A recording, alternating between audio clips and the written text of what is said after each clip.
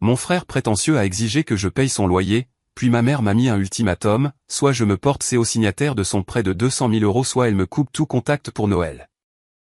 Alors j'ai annulé toutes leurs factures et je suis parti vivre à l'étranger. Je m'appelle Céleste, j'ai 29 ans. Je mène une vie tranquille et méticuleusement planifiée à Paris, loin de ma région natale lyonnaise, en tant qu'analyste de données senior pour une grande entreprise de la tech. Mon appartement est mon sanctuaire, ma carrière est ma priorité, et mon compte épargne est ma plus grande fierté. C'est une vie que j'ai bâtie de toutes pièces, brique par brique solitaire. Mais juste au moment où je pensais avoir échappé à l'attraction gravitationnelle du chaos de ma famille, un simple SMS a menacé de tout faire s'effondrer. La notification a retenti un mardi après-midi, une interruption discordante dans le silence concentré de mon bureau à domicile. J'étais plongé dans un modèle de données complexe, décelant des schémas qui prédiraient les tendances du marché pour le prochain trimestre.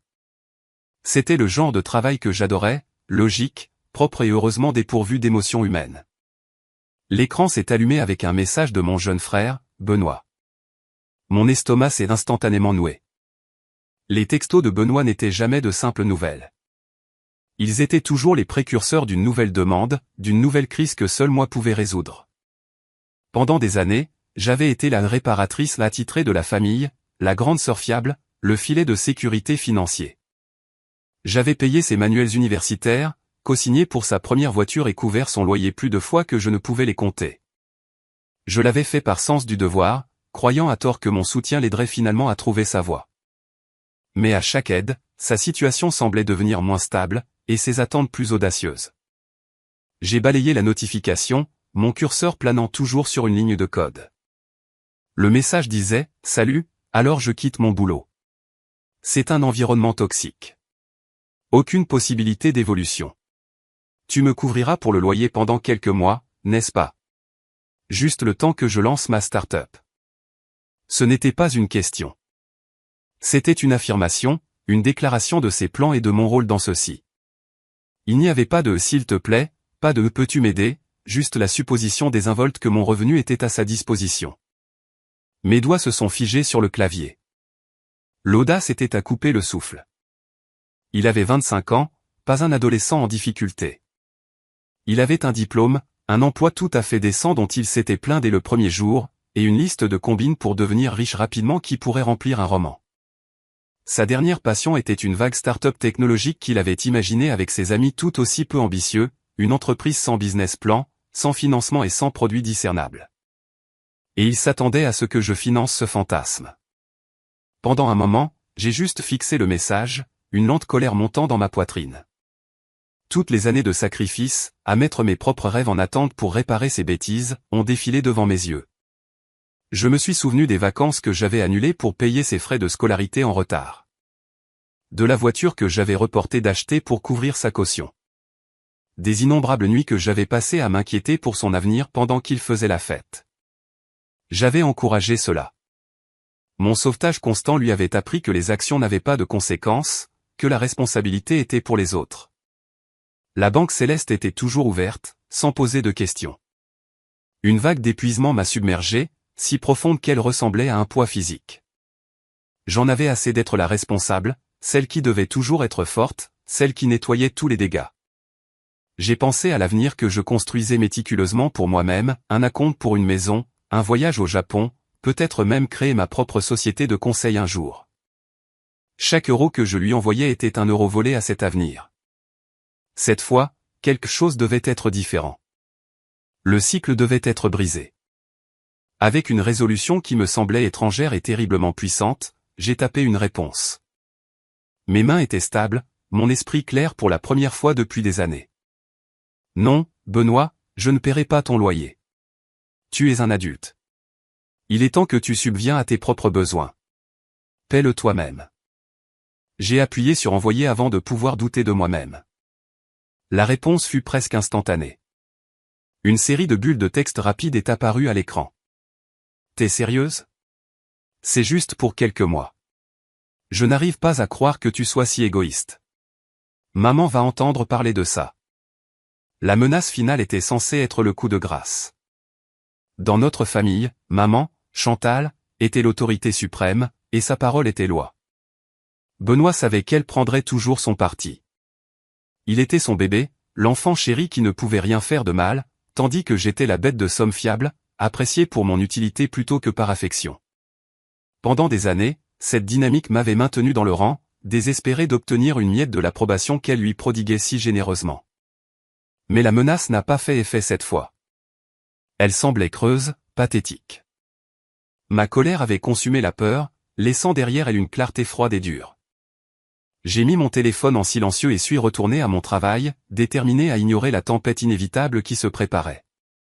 Plus tard dans la soirée, alors que je faisais des recherches sur des opportunités d'emploi à l'international, un rêve de longue date que j'explorais discrètement depuis des mois, un email a atterri dans ma boîte de réception. Il provenait d'une entreprise concurrente, un acteur majeur sur le marché européen. Ils ouvraient un nouveau pôle d'analyse à Amsterdam et cherchaient un analyste senior pour diriger l'équipe fondatrice. Le salaire était une augmentation significative, les avantages étaient incroyables et cela incluait une prime de relocalisation complète. C'était un rôle de rêve, une opportunité unique dans une vie. C'était aussi une évasion, une porte de sortie, une chance de mettre un océan entre moi et le cycle sans fin des obligations familiales. J'avais passé quelques entretiens avec eux des semaines auparavant, mais je ne m'étais pas vraiment autorisé à croire que c'était une possibilité réelle. Cela semblait trop beau pour être vrai. En lisant l'offre officielle, mon cœur battait la chamade. C'était ça. C'était ma chance de construire une vie qui soit vraiment la mienne, libérée du poids des attentes de ma famille. Sans hésitation, j'ai ouvert le contrat. Les termes étaient parfaits. La date de début était dans 6 semaines. Avec une profonde inspiration, j'ai signé le document numérique et l'ai renvoyé. Une vague d'exaltation et de terreur m'a envahi. Je venais de changer toute ma vie. 1 heure plus tard, mon téléphone a de nouveau vibré. Cette fois, c'était ma mère. Le message était d'une froideur directe. Ne reviens pas pour Noël tant que tu n'auras pas co-signé son prêt professionnel de 200 000 €. Les mots sur l'écran semblaient aspirer l'air de la pièce. Un prêt de 200 000 € pour la start-up inexistante de Benoît. C'était si absurde, si totalement déconnecté de la réalité que j'ai presque ri. Ils ne demandaient plus seulement de l'argent pour le loyer. Ils exigeaient que je m'enchaîne à une montagne de dettes pour le bien du dernier caprice de mon frère. L'ultimatum était clair, mon avenir financier ou l'exil de la famille. Il n'y avait aucune marge de négociation. Pas d'espace pour la discussion. C'était une déclaration de guerre, et j'avais été désigné comme l'ennemi simplement pour avoir dit non. La cruauté désinvolte, la façon dont ma mère brandissait la menace de me bannir pour Noël, une fête qu'elle savait que j'adorais, était un tour de couteau délibéré. Elle connaissait mes points faibles et elle appuyait dessus avec une précision calculée. Mon amour pour la tradition familiale, ma peur profonde d'être seul pendant les fêtes. C'étaient les armes qu'elle utilisait pour me contrôler. Pendant un instant, l'ancienne Céleste a refait surface. Celle qui aurait immédiatement cédé sous la pression. Celle qui aurait appelé en pleurant, suppliant le pardon, promettant de faire tout ce qu'il demandait juste pour maintenir la paix. La culpabilité était un manteau familier, lourd et suffocant. Étais-je égoïste ? Était-ce ma responsabilité, en tant que celle qui avait réussi, de les élever ? La voix de Chantal résonnait dans ma tête, une litanie de phrases que j'avais entendues toute ma vie. La famille s'entraide. Tu as tellement de chance d'être en position d'aider. N'oublie pas d'où tu viens. Ces phrases, autrefois source de fierté et de motivation, ressemblaient maintenant à des chaînes, me tirant vers le bas dans un gouffre de ressentiment. Mais ensuite, j'ai regardé le contrat de travail signé ouvert sur l'écran de mon ordinateur portable. Amsterdam, une nouvelle vie, une page blanche. L'image était une bouée de sauvetage, un rappel tangible que j'avais un autre choix. Je n'avais pas à être leur filet de sécurité, leur fond d'urgence, leur bouc émissaire. Je pouvais être ma propre personne, selon mes propres termes, à un océan de distance. La colère est revenue, vive et clarifiante. Il ne s'agissait pas d'aider Benoît. Il s'agissait de contrôle. Il s'agissait de l'incapacité de ma mère à accepter que j'ai ma propre vie, une vie qui ne tournait pas autour d'elle et de mon frère. Il s'agissait du refus de Benoît de grandir, de faire face aux conséquences de ses propres choix. Ils avaient construit un écosystème confortable de droits acquis et d'assistanat, et mon refus de jouer mon rôle les avait mis en panique. Le prêt de 200 000 € n'était pas seulement pour une start-up.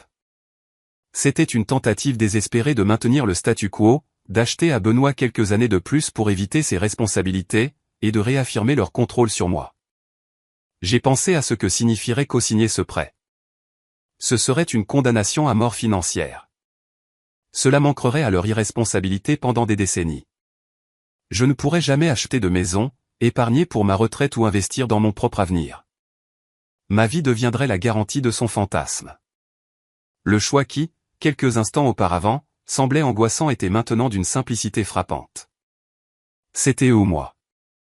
Et pour la première fois de ma vie, je me choisissais. Cette nuit-là, impossible de dormir. Mon esprit s'emballait, alternant entre une fureur juste et une tristesse déchirante. Je pleurais la famille que j'aurais aimé avoir, celle qui aurait célébré mon succès au lieu de le voir comme une ressource à piller. Je pleurais la perte de l'amour de ma mère, réalisant avec une clarté douloureuse qu'il avait toujours été conditionnel, fondé sur ma conformité et mon utilité. Vers 2 heures du matin, alimenté par un mélange de café et d'adrénaline, j'ai pris une autre décision. Il était temps de couper les ponts complètement. S'ils allaient me traiter comme un distributeur automatique de billets, alors il était temps de fermer le compte définitivement. Je me suis connecté à mon portail bancaire en ligne. Mon nom était surtout l'abonnement téléphonique familial, l'abonnement internet et télé pour la maison de ma mère, les services de streaming qu'ils utilisaient tous, l'assurance auto pour le véhicule que je lui avais acheté il y a 5 ans. J'étais la responsable, celle avec le bon score de crédit. Donc, naturellement, chaque facture s'était retrouvée à mon nom. J'avais mis en place les paiements automatiques il y a des années, et je n'y avais jamais repensé. C'était juste une autre partie de mon rôle de pourvoyeur de la famille. Un par un, j'ai parcouru la liste. L'abonnement téléphonique résilié, Internet déconnecté, la police d'assurance terminée, les abonnements de streaming, tous supprimés. À chaque clic, je ressentais un étrange sentiment de libération, une légèreté dont je n'avais pas réalisé le manque. C'était un acte mesquin, peut-être, mais c'était aussi un acte profond. C'était une déclaration d'indépendance, une rupture tangible des cordons financiers qui m'avaient lié à eux pendant si longtemps. Je ne disais pas seulement non au prêt. Je démantelais tout le système de dépendance qu'ils avaient construit autour de moi. Je savais que les retombées seraient immenses. Je savais que leur matinée commencerait par une cascade de confusion et de rage alors qu'ils découvriraient que leur monde parfaitement connecté avait été débranché. Je savais que mon téléphone serait un champ de bataille de textos en colère et d'appels manqués. Mais pour la première fois, je m'en fichais. J'en avais fini. Alors que je fermais mon ordinateur portable, les premiers rayons de l'aube pointaient sur la ville. J'ai senti un profond sentiment de paix s'installer en moi. La tempête arrivait, mais je n'avais plus peur. J'étais prête. J'ai débranché mon téléphone et je suis enfin allé me coucher, rêvant de canaux, de rues pavées et d'un avenir qui était entièrement le mien. Je me suis réveillé quelques heures plus tard dans un appartement au silence de mort, un contraste frappant avec le chaos que je savais se dérouler à des kilomètres de là. J'avais délibérément laissé mon téléphone éteint, un petit acte d'autoprotection. J'ai fait du café, je me suis assise près de la fenêtre et j'ai regardé la ville s'éveiller, ressentant un étrange sentiment de détachement, comme si je regardais un film sur la vie de quelqu'un d'autre. Le calme était un baume pour mes nerfs à vif. Il n'y avait pas de vibration frénétique, pas de bannière de notification en colère, pas de cordon ombilical numérique me liant à leur crise fabriquée. Il y avait juste moi, le café et l'aube d'une nouvelle réalité. Je savais que je ne pouvais pas me cacher éternellement. Mais pendant ces quelques heures, je me suis autorisé à exister dans une bulle de paix. Vers le milieu de la matinée, ma curiosité et un sentiment de sombre nécessité ont eu raison de moi. J'ai branché mon téléphone et l'ai allumé.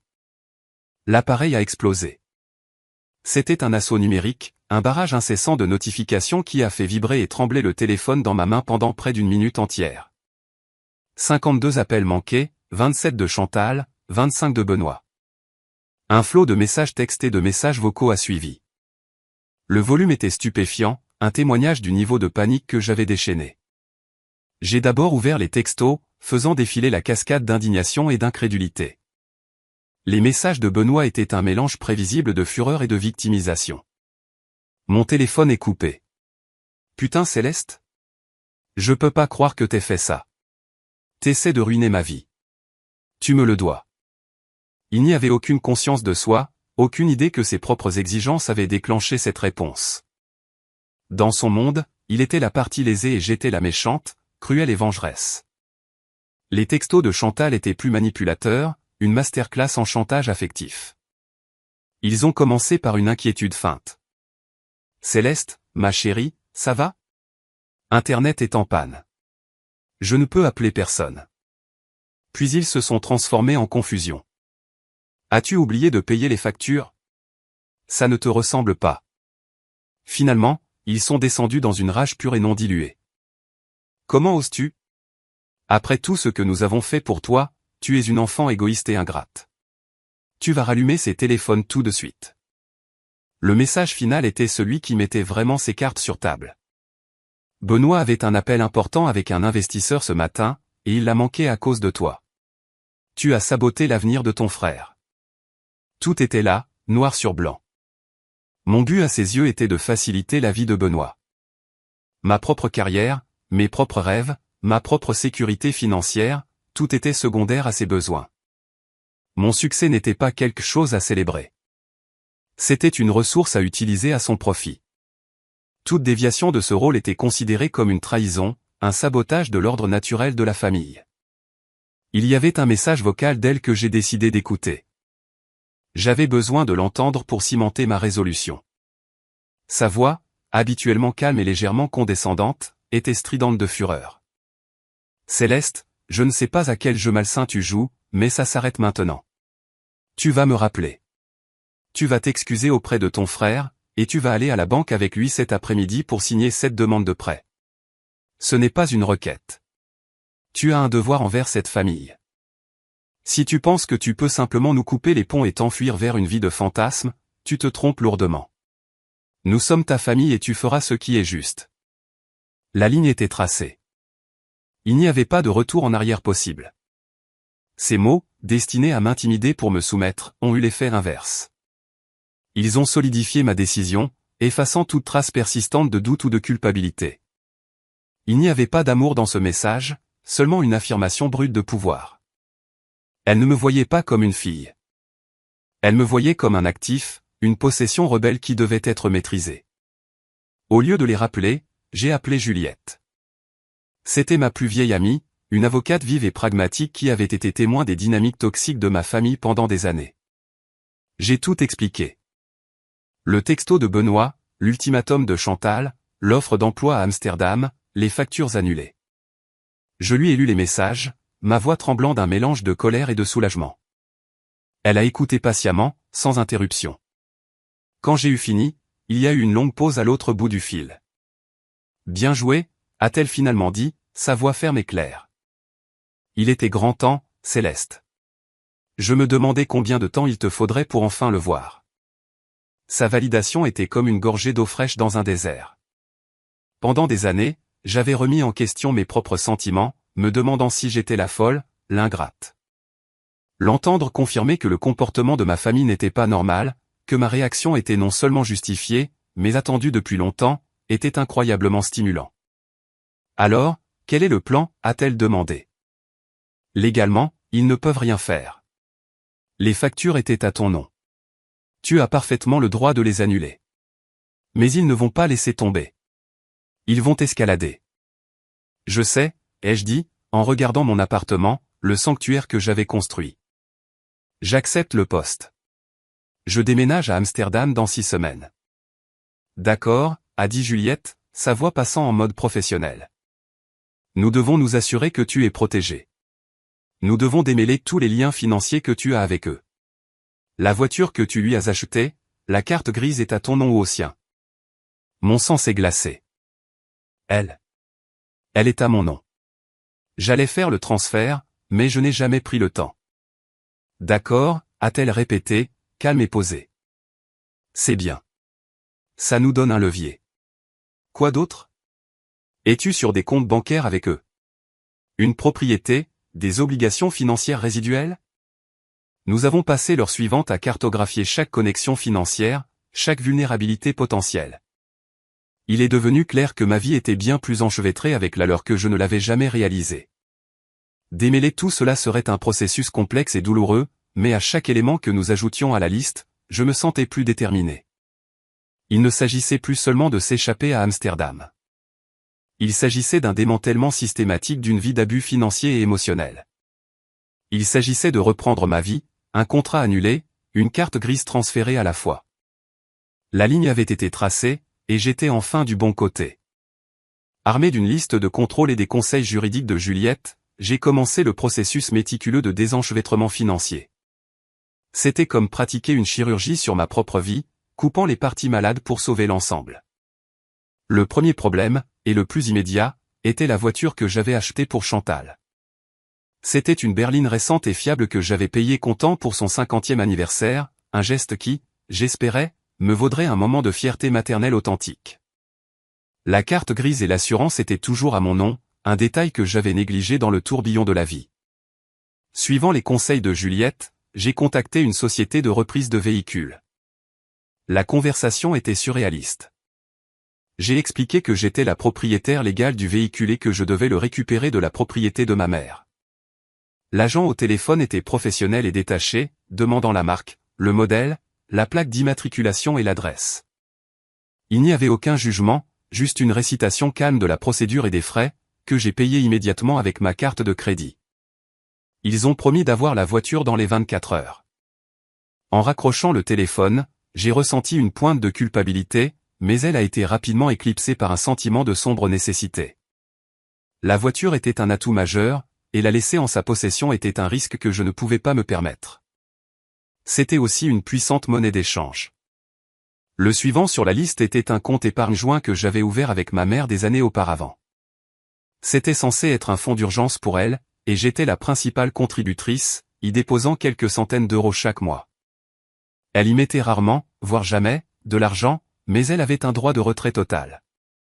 J'avais toujours eu confiance qu'elle n'en abuserait pas. Maintenant, cette confiance était brisée.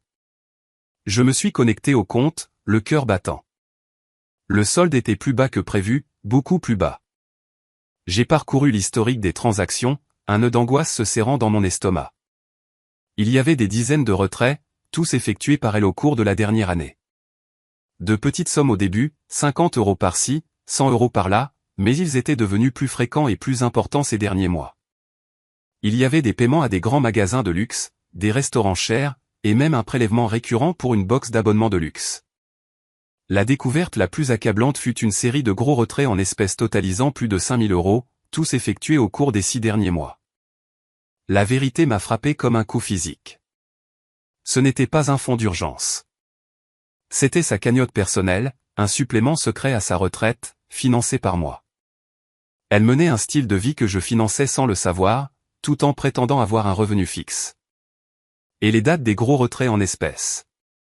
Elle correspondait parfaitement aux chronologies des dernières crises de Benoît, la caution pour son nouvel appartement, les réparations d'urgence de sa voiture, le capital de départ pour une précédente entreprise ratée. Ce n'était pas mon argent qui avait directement payé pour ces choses. C'était de l'argent détourné de ce compte, blanchi par notre mère. La tromperie était d'une ampleur et d'une cruauté à couper le souffle. Il m'avait manipulé pendant des années, un effort coordonné d'urgence fabriqué et de gratitude feinte. Benoît créait la crise, Chantal jouait l'intermédiaire inquiète, et moi, la fille dévouée, je fournissais la solution, ne soupçonnant jamais que l'argent passait simplement d'une main à l'autre. La rage qui m'a rempli était froide et pure. Elle a brûlé les derniers vestiges de culpabilité et de sentimentalité. Ce n'était pas une famille dysfonctionnelle. C'était un complot. Je n'étais pas un être cher. J'étais une cible. J'ai immédiatement transféré le solde restant, une somme dérisoire de moins de 1000 euros, sur mon compte courant personnel et j'ai lancé la procédure pour fermer définitivement le compte joint. La banque m'a informé que, puisque j'étais la titulaire principale du compte, sa signature n'était pas requise.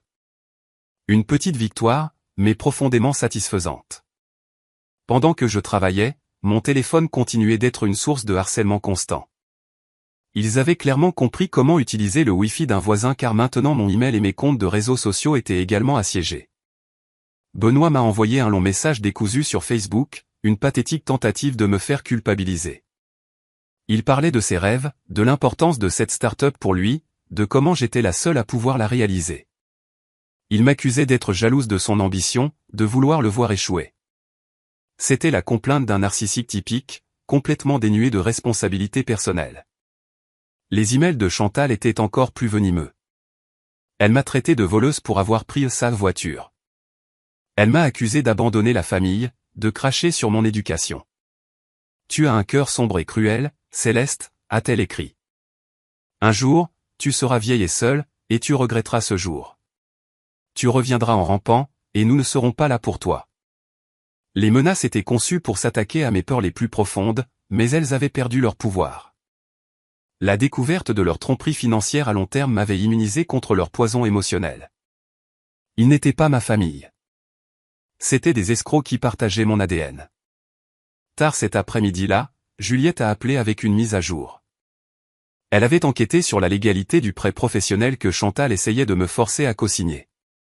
C'est pire que ce que nous pensions, a-t-elle dit, la voix sombre. L'entreprise, c'est juste Benoît. Il n'y a pas de SARL, pas d'entité juridique, rien. C'est une demande de prêt personnel déguisée en prêt professionnel. Et l'adresse qu'il a indiquée pour l'entreprise, c'est la maison de Chantal. Il n'a pas de business plan, pas de prévision de revenus, rien qu'un prêteur légitime n'approuverait jamais sans un co-signataire avec un score de crédit parfait et des actifs importants. Céleste, il ne te demandait pas d'investir dans une entreprise. Il te demandait de garantir personnellement un prêt de 200 000 € sur lequel il aurait un contrôle absolu avec zéro responsabilité. La dernière pièce du puzzle s'est mise en place. Il n'a jamais été question d'une start-up. Il s'agissait de mettre la main sur une énorme somme d'argent, mon nom étant le seul enjeu quand elle disparaîtrait inévitablement. La préméditation, le sang-froid pur de l'acte était stupéfiant. Ma fuite à Amsterdam n'était plus seulement un choix de carrière. C'était un acte de survie nécessaire. Les semaines suivantes furent un tourbillon d'activités concentrées. Ma vie était divisée en deux voies distinctes, préparer ma nouvelle vie à Amsterdam et éradiquer systématiquement toute trace de mon ancienne. Au travail, j'étais une employée modèle, terminant mes projets, documentant mes processus et formant mon remplaçant. Mes collègues m'ont organisé une charmante fête d'adieu, pleine de vœux sincères et d'enthousiasme pour mon aventure européenne.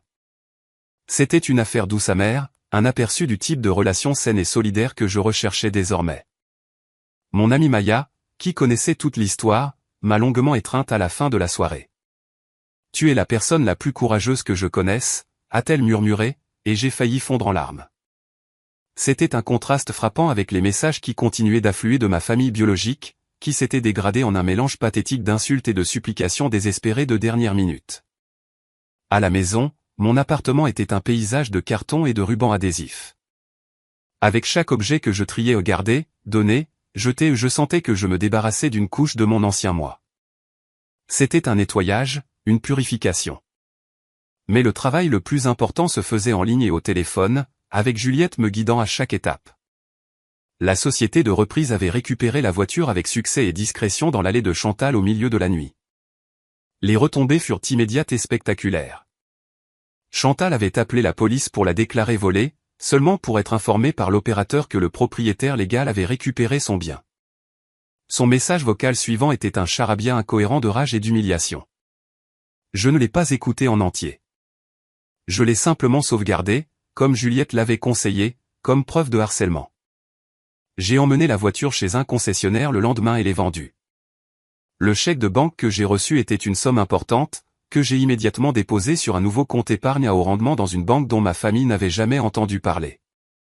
C'était mon fonds d'évasion, mon nouveau départ, ma liberté. La chaîne suivante à briser était mon rôle de contact d'urgence pour Chantal et Benoît. Je me suis connecté au portail patient en ligne de ma mère pour son cabinet médical et je me suis retiré, inscrivant Benoît comme son contact principal. J'ai fait de même pour tous les autres services auxquels je pouvais penser. Je me retirais méthodiquement de leur vie, morceau par morceau numérique. La tâche la plus difficile était de gérer la maison de mon enfance. Mon père, décédé une décennie plus tôt, avait laissé la maison à ma mère et à moi en indivision. Mon nom était sur l'acte de propriété, un fait qui avait toujours été une fierté pour moi, un lien avec mon père. Maintenant, c'était un passif, un dernier lien tangible qu'il pouvait utiliser contre moi. Juliette était sans équivoque. Tu dois forcer la vente. C'est le seul moyen de récupérer ta part et de couper le lien complètement. Ça s'appelle une action en partage judiciaire. Nous déposons une requête auprès du tribunal et un juge ordonnera la vente de la maison, les profits étant partagés entre vous.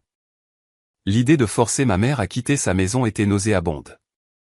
C'était la maison où j'avais grandi, pleine de souvenirs, bons et mauvais. Cela ressemblait à la trahison ultime, le point de non-retour. J'ai hésité, disant à Juliette que j'avais besoin d'y réfléchir. Ce soir-là, j'ai reçu un email d'une cousine à qui je parlais rarement. C'était une femme douce et gentille qui avait toujours essayé de rester en dehors des drames familiaux. Son message était prudent. « Salut Céleste, j'espère que tu vas bien. Ta mère m'a appelé aujourd'hui. Elle était très contrariée. Elle m'a dit que tu lui avais volé sa voiture et tout son argent et que tu abandonnais la famille. Je ne veux pas prendre parti, mais elle a aussi dit quelque chose que je pense que tu devrais savoir. Elle a dit qu'elle parle à un avocat pour faire retirer ton nom de l'acte de propriété de la maison. Elle a dit que tu ne le mérites pas. » C'était ça. La dernière poussée dont j'avais besoin. Elle ne se contentait pas de me calomnier. Elle complotait activement pour voler mon héritage, mon dernier lien avec mon père. Mon hésitation s'est évaporée, remplacée par une résolution froide et dure. J'ai appelé Juliette le lendemain matin. « Lance la procédure », ai-je dit. « Faisons-le. » Le processus fut rapide. Le cabinet de Juliette a déposé l'action en partage et Chantal a reçu officiellement l'assignation en justice par un huissier. Les papiers légaux étaient une déclaration formelle que les anciennes règles ne s'appliquaient plus. Je ne jouais plus en défense. J'étais en offensive. Sa réponse fut une rafale d'appels et de textos frénétiques. Cette fois avec un nouveau ton d'incrédulité paniquée. « Tu ne peux pas faire ça. C'est ma maison. Ton père aurait honte de toi. » Les messages étaient prévisibles, mais ils avaient une nouvelle pointe de désespoir. Elle perdait le contrôle, et elle le savait. Au milieu de la bataille juridique, j'ai finalisé la logistique de mon déménagement. Mon visa était approuvé, mon vol était réservé et la société de déménagement était programmée. J'ai vendu mes meubles, emballé mes affaires restantes et me suis préparé à quitter le pays. Ma dernière semaine dans la ville fut un tourbillon d'adieux aux amis et de moments calmes de réflexion. Je quittais tout ce que j'avais toujours connu, me dirigeant vers un avenir à la fois terrifiant et exaltant d'incertitude. Mon dernier jour, je suis allé à la banque et j'ai fermé mes anciens comptes, ceux liés à des années de paiement de factures automatiques pour ma famille. Le caissier m'a remis un chèque de banque pour le solde final. En sortant de la banque, mon téléphone a sonné. C'était un numéro inconnu. J'ai failli l'ignorer, mais quelque chose m'a poussé à répondre. C'était Benoît. Sa voix était différente, dépouillée de son arrogance habituelle. Elle était faible, et pour la première fois, il semblait effrayé. « Céleste » a-t-il dit. « Maman m'a parlé de la maison. »« C'est vrai ? Tu vends vraiment la maison ?»« Oui, Benoît » ai-je dit, ma voix stable. « C'est vrai. » Il y eut une longue pause. « Mais où est-ce qu'on va vivre » a-t-il demandé, et la question simple et enfantine a révélé le cœur du problème. Après tout ça, après tout ce qui s'était passé, il ne pouvait toujours pas concevoir un monde où je n'étais pas responsable de lui. Il voyait toujours ma vie, ma maison, mes ressources comme des extensions des siennes. « Ce n'est plus mon problème, Benoît » ai-je dit. Et pour la première fois, j'y croyais vraiment. J'ai raccroché, bloqué son numéro et je suis parti sans me retourner. La dernière chaîne était brisée. J'étais libre. Mon vol pour Amsterdam fut une expérience surréaliste. Alors que l'avion s'élevait au-dessus des nuages, laissant mon ancienne vie derrière moi, j'ai ressenti un profond sentiment de paix. L'anxiété constante qui avait été ma compagne pendant des années avait disparu, remplacée par un doux murmure d'anticipation. Un nouveau travail, une nouvelle ville et une nouvelle vie m'attendaient. La bataille juridique pour la maison était toujours en cours, mais avec Juliette aux commandes, j'ai pu m'en détacher émotionnellement. C'était désormais une transaction commerciale, le dernier élément d'une longue liste de désenchevêtrements. J'ai trouvé un bel appartement dans le quartier du Jordan avec vue sur un canal tranquille. Je me suis lancé à corps perdu dans mon nouveau rôle au travail, aimant les défis, l'environnement collaboratif et le respect que je recevais de mes collègues. Pour la première fois, j'étais jugé sur mes propres mérites, pas sur mon utilité pour les autres. Je me faisais de nouveaux amis, j'explorais une nouvelle culture et, lentement, minutieusement, je construisais une vie qui était entièrement la mienne. Quelques mois après mon déménagement, Juliette a appelé avec une mise à jour. Chantal refuse de coopérer. Elle ignore toutes les demandes de l'agent immobilier, refuse les visites et a déposé une contre-plainte futile contre toi pour détresse émotionnelle et soutien financier. C'est une tactique dilatoire classique. Elle pense que si elle rend ce processus assez pénible, tu abandonneras et la laisseras garder la maison. Alors, qu'est-ce qu'on fait, ai-je demandé, un sentiment familier d'épuisement s'insinuant. On utilise l'option nucléaire, a dit Juliette, et je pouvais presque entendre la sombre satisfaction dans sa voix. Le juge en a assez de ces jeux. Il a rendu une ordonnance nommant un séquestre. Cela signifie qu'un tiers désigné par le tribunal prendra le contrôle de la propriété. Il aura le pouvoir d'entrer dans la maison, de la préparer pour la vente et de la forcer à se conformer aux visites. Si elle refuse, elle sera expulsée légalement. L'option nucléaire. C'était un nom approprié. Cela signifiait que ma mère, la reine de son château, était sur le point d'être détrônée. Le séquestre ferait changer les serrures, lui donnant un accès limité et supervisé pour récupérer ses effets personnels. Elle n'aurait aucun mot à dire sur le prix de vente, le choix de l'agent ou la vente finale. Le contrôle qu'elle avait exercé sur moi et sur cette maison pendant si longtemps était systématiquement démantelé. Le jour où le séquestre a pris le contrôle fut, selon Juliette, un spectacle. Chantal a apparemment fait une crise de nerfs monumentale sur la pelouse, hurlant sur le fonctionnaire désigné par le tribunal et le serrurier, menaçant de poursuites judiciaires et de châtiments divins. Benoît était là, filmant toute la scène avec son téléphone, probablement pour une future campagne de dénigrement sur les réseaux sociaux, mais leur simagrée était inutile contre le pouvoir froid et impartial d'une ordonnance du tribunal. Les serrures furent changées, un panneau à vendre fut planté dans la pelouse, et d'un coup, son règne était terminé. La maison, qu'elle avait laissée tomber dans un état de délabrement modéré, fut nettoyée, peinte et mise en scène pour la vente par une équipe de professionnels, les coûts étant déduits de sa part future des profits. Elle fut mise sur le marché à un prix compétitif et, grâce au marché immobilier en plein essor, elle reçut plusieurs offres en une semaine. La clôture a eu lieu un mois plus tard. Juliette me représentait, donc je n'ai pas eu à retourner aux États-Unis. Les fonds furent virés directement sur nos comptes respectifs. Ma part, après déduction de tous les frais juridiques et de réparation, était une somme substantielle à 6 chiffres. C'était la fondation financière pour le reste de ma vie, un héritage de mon père que j'avais enfin réussi à récupérer. Le jour où l'argent est arrivé sur mon compte, j'ai ressenti un étrange mélange d'émotions. Il y avait du soulagement, bien sûr, et un profond sentiment de justification, mais il y avait aussi une profonde tristesse. C'était la fin finale et irréversible de ma famille. Il n'y avait pas de retour en arrière possible. Je n'avais pas seulement fermé un chapitre. J'avais brûlé le livre entier. Plus tard cette semaine-là, j'ai reçu un colis par la poste. Il venait de Juliette. À l'intérieur se trouvait une petite boîte contenant quelques objets personnels qu'elle avait récupérés de la maison pour moi. Quelques vieilles photos de moi et de mon père, une petite collection de ses livres préférés, le médaillon qu'il m'avait offert pour mon 16e anniversaire. Il y avait aussi une lettre. Elle était de Chantal. J'ai failli la jeter.